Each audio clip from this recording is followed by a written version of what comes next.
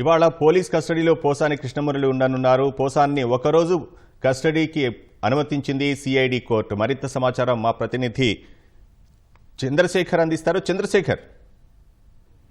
వినోద్, సినీ నటుడు వైసీపీ నేత పోసాని కృష్ణమూర్తిని సిఐడి పోలీసులు గుంటూరు జిల్లా జైలు నుంచి మరి కాసేపట్లో అదుపులోకి తీసుకున్నారు. ఇప్పటికే పోలీసులు సిఐడి అధికారులు గుంటూరు జిల్లా జైలు వద్దకు వచ్చారు. కొద్దిసేపట్లో ఆయన కస్టడీ తీసుకుని విచారించేందుకు గుంటూరు సిఐడి ప్రాంతీయ కార్యాలయానికి తీసుకెళ్తున్నారు.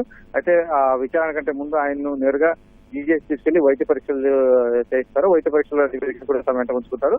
ఆ విచారణ అనంతరం కూడా మరోసారి వైద్య పరీక్షలు చేయించి ఆ తర్వాతే మళ్ళీ ఆయన్ను ఇవాళ సాయంత్రం 5 గంటలకు విచారించి ఆ తర్వాత జిల్లా జైల్లో అప్పగించాల్సి ఉంటుంది. కోర్టు ఇచ్చిన ఆదేశాల మేరకు ఈ పోసాని కృష్ణమురళి మీడియా సమావేశంలో చంద్రబాబు, పవన్ కళ్యాణ్, లోకేష్ తో పాటుగా లోకేష్ పైన తీవ్ర పదజాలంతో దూషించడంతో పాటుగా వర్గాల మధ్య వైషమ్యాలు రెచ్చగొట్టే విధంగా మాట్లాడని చెప్పేసి తెలుగుయువత నాయకుడు వంశీకృష్ణ ఇచ్చిన ఫిర్యాదు మేరకు సిఐడి అధికారులు కేసు నమోదు చేశారు. ఆ కేసుకు సంబంధించి ఆయన విచారణ తీసుకోవాలని చెప్పేసి భావించారు.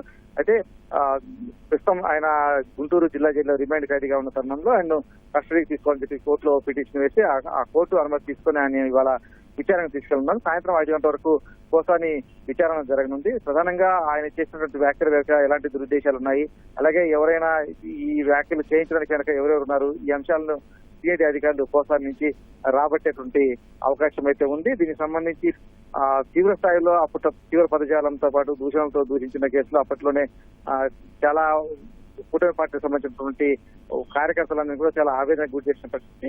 వాటన్నిటికి సంబంధించి కూడా రాష్ట్ర వ్యాప్తంగా కూడా చాలా చోట్ల కేసులు నమోదయ్యాయి. వాటికి సంబంధించి కోర్టులో బెయిల్ వచ్చాయి. కానీ సిఐడికి సంబంధించి నమోదు చేసిన కేసులు అయితే ఇంకా బెయిల్ కూడా రాలేదు. కాబట్టి ఈ కేసులో పోసాన్ని కస్టడీ తీసుకుని విచారించడం ద్వారా మరిన్ని వివరాలు రాబట్టవచ్చని అయితే సిఐడి అధికారులు భావిస్తున్నారు. వినోద్, ధన్యవాదాలు చంద్రశేఖర్.